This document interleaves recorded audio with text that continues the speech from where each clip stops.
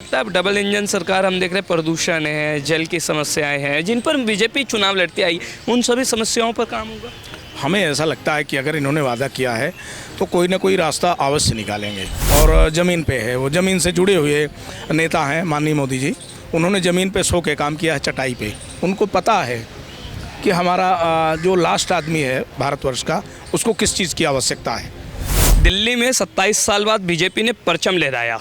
अब double engine सरकार से क्या उम्मीद रखते हैं, कौन से बड़े काम होने चाहिए दिल्ली में? हमारी समझ से तो पूर्ण बहुमत की सरकार आई है दिल्ली में 27 साल बाद, और सबसे ज़्यादा योगदान इसमें बहनों का रहा है। मोदी जी को अपना चाहे बेटा मानती हैं, भाई मानती हैं, कुछ भी मानती हैं। माननीय प्रधानमंत्री जी जो भी वादा उन्होंने किया है बहनों से या पूरी दिल्ली की जनता से, आप समझ लीजिए कि संपूर्ण दिल्ली को ध्यान में रखते हुए ही बजट पेश होगा।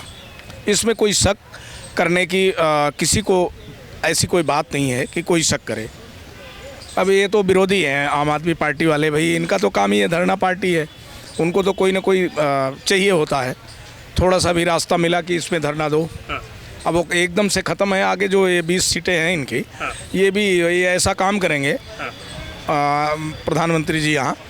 ये आप समझ लीजिए कि रेखा गुप्ता जी मुख्यमंत्री ज़रूर हैं, पर प्रधानमंत्री जी ही काम करेंगे दिल्ली के लिए, आप समझिए। ये तो वो वाली बात हो गई कि सत्ता किसी और के पास और पावर किसी और के पास। नहीं। ये है कि जो आपने वादा किया उसको निभाया, तो ये पूरी भाजपा भारतीय जनता पार्टी काम करेगी। चूँकि जाता है एक छोटा कार्यकर्ता वोट मांगने के लिए, जो बूथ अध्यक्ष होता है, जो सेक्टर संयोजक होता है, जो मंडल अध्यक्ष होता है, वो जाता है वोट मांगने। उसके लिए काम करती है सरकार कि इन्होंने वादा किया है तो हमको पूरा करना है। नहीं, हमारा कार्यकर्ता क्या मुंह दिखाएगा जनता के बीच। तो लगता है अब डबल इंजन सरकार हम देख रहे हैं, प्रदूषण है, जल की समस्याएं हैं, जिन पर बीजेपी चुनाव लड़ती आई, उन सभी समस्याओं पर काम होगा। हमें ऐसा लगता है कि अगर इन्होंने वादा किया है तो कोई ना कोई रास्ता अवश्य निकालेंगे, पूरा करेंगे। यहाँ पोल्यूशन तो बहुत है दिल्ली में।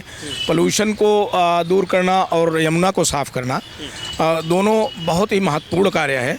अब इसको देखिए, उनके पास एक विज़न है माननीय प्रधानमंत्री जी के पास। लोग सोचते हैं कि हमको चुनाव लड़ना है 2029 में, वो कहते हैं हमको 2047 में तक के उनके पास विज़न है। तो कैसे साफ़ करेंगे, क्या करेंगे, आने वाले समय में सबके सामने आ जाएगी बातें, सब जान जाएंगे।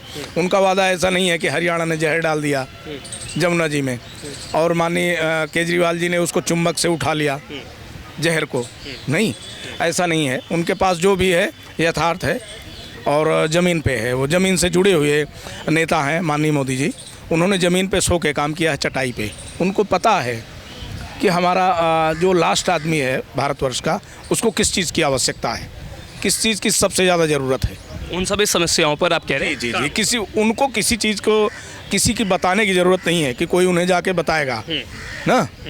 जैसे हमारे यहाँ एक बहुत अच्छे नेता थे, वो बड़े राजीव गांधी जी, स्वर्गीय राजीव गांधी जी, वो गए हुए थे अमेठी। तो वहाँ पे बहुत सारा सरपत लगा हुआ था। सरपत होता है जो छप्पर ऊपर छाते हैं, उसके लिए। उन्होंने कहा, अरे यहाँ तो इतना गंदा होता है और यहाँ के लोग इतने गरीब कैसे हैं। तो ऐसे नेता नहीं है, उनको पता है कि ज़मीन पे क्या है, यथार्थ क्या है, सच्चाई क्या है। ठीक है शेरवन जी। आप देख रहे हैं सौगंध टीवी, सौगंध वतन की।